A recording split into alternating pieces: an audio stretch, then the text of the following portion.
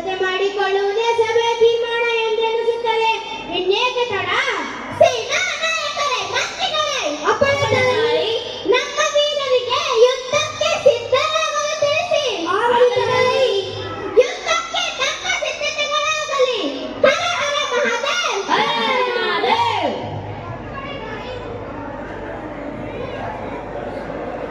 ಅಪ್ಪಣೆ ತಾಯಿ, ನಾವು ಯುದ್ಧದ ಸಿದ್ಧತೆಗೆ ಹೋಗಿ ಬರಬಹುದೇ?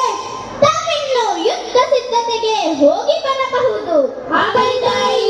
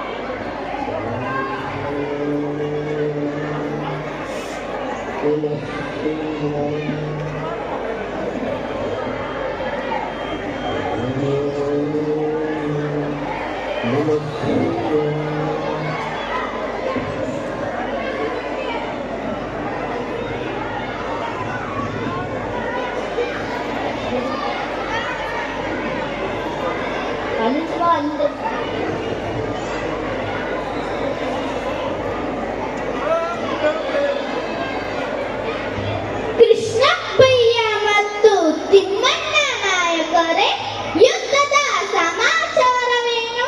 ನಮ್ಮ ನೆರೆಯವರೆಲ್ಲರೂ ನಮಗೆ ನೆರವು ನೀಡುತ್ತಿರುವರೆ? ಹೌದು ತಾಯಿ, ನಮ್ಮ ನೆರೆಯವರೆಲ್ಲರೂ ನಮಗೆ ನೆರವು ನೀಡುತ್ತಿದ್ದಾರೆ. ನಮ್ಮ ಸೈನ್ಯ ತಂಡವಾಗಿ ಹೋಗುತ್ತಿದೆ. ಮಾರ್ಗ ಮಧ್ಯದಲ್ಲಿಯೇ ಅವರ ಡೇರೆಗಳ ಮೇಲೆ ಹಠಾತ್ತಾಗಿ ದಾಳಿ ಮಾಡಿದ್ದೇವೆ. ನಮ್ಮವರ ಈ ಮಿಂಚಿನ ಆಕ್ರಮಣದಿಂದ ಮೊಘಲರ ಸೇನೆ ಹೌವಾರಿದೆ. ಅಮ್ಮ, ಮಾರ್ಗ ಮಧ್ಯದಲ್ಲಿ ಚಳಿಮಳೆ ಸುರಿಯುತ್ತಿದೆ. ಅವರಿಗೆ ದಟ್ಟ ಅರಣ್ಯದಲ್ಲಿ ದಿಕ್ಕೇ ತಿಳಿಯುತ್ತಿಲ್ಲ. ಅದರ ಜೊತೆ ನಾವು ಆಹಾರ ಸಿಗದಂತೆ ಮಾಡಿದ್ದೇವೆ. ನಮ್ಮವರ ಈ ಕೂಟ ಕವನದಿಂದ ಮೊಘಲರು ಕಂಗೆಟ್ಟಿದ್ದಾರೆ. ತಾಯಿ, ನಮ್ಮ ಮಾವುತರು ಪಳಗಿದ ಆನೆಗಳ ಸಹಾಯದಿಂದ ನೂರಾರು ಕಾಡಾನೆಗಳನ್ನು ಅವರ ಬಿಡಾರಗಳತ್ತ ನುಗ್ಗಿಸುತ್ತಿದ್ದಾರೆ.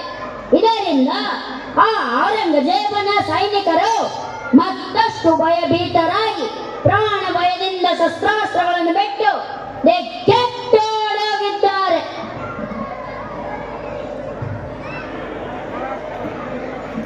ಮಹಾರಾಣಿಯರಿಗೆ ಜಯವಾಗಲಿ, ಜಯವಾಗಲಿ. ಮೊಘಲರ ಸೇನೆ ಓಡಿ ಹೋಯಿತು. ಯುದ್ಧದಲ್ಲಿ ನಾವೇ ಗೆದ್ದೆವು. ಓಹೋ, ಹೌದೇ? ಕೆಳದಿ ವೀರರು ಕರ್ನಾಟಕದ ವೀರ ಪರಂಪರೆ ಕಾಯ್ದರು. ತಾಯಿ ಭುವನೇಶ್ವರಿ ನಮ್ಮೆಲ್ಲರನ್ನು ಕಾಪಾಡಿದಳು. ತಾಯಿ ಭುವನೇಶ್ವರಿಗೆ ಜಯವಾಗಲಿ. ಬನ್ನಿ ರಾಜಾರ. ತಾಯಿ, ನಿಮಗೆ ದೊಡ್ಡ ನಮಸ್ಕಾರಗಳು. ಏಕೆ ರಾಜಾರ? ನಿಮ್ಮ ಕಾರ್ಯ ಮೆಚ್ಚಿದೆ. ನಮಗೆ ರಕ್ಷಣೆ ನೀಡಿ ಆ ದುಷ್ಟ ಔರಂಗಜೇಬನನ್ನು ಎದುರು ಹಾಕಿಕೊಂಡು ಆತನ ವಿರುದ್ಧ ಯುದ್ಧ ಮಾಡಿ ರಕ್ತಪಾತಗಳಾದರೂ ನೀವೇ ಗೆದ್ದಿದ್ದೀರಿ. ತಾಯಿ, ನಿಮಗೆ ಶರಣೋ ಶರಣು. ಇರಲಿ ಇರಲಿ ರಾಜಾರ, ಇದು ನಮ್ಮೆಲ್ಲರ ಕರ್ತವ್ಯ. ಕೆಳದಿ ಚೆನ್ನಮ್ಮನವರಿಗೆ ಜಯವಾಗಲಿ. ವಿಶ್ವೇಶ್ವರಯವರಿಗೆ ಜಯವಾಗಲಿ. ಹರ ಹರ ಮಹಾದೇವ್. ಹರ ಹರ ಮಹಾದೇವ್.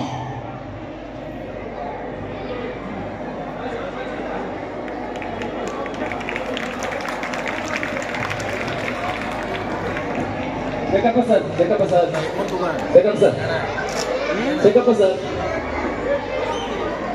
ಐಫೋನ್ ಈ ಫೋನ್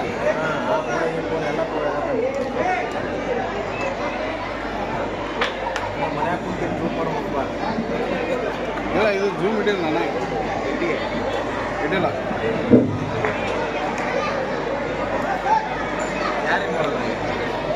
ಈಗ ಮಗಳ ಇವ್ನ ಮಗ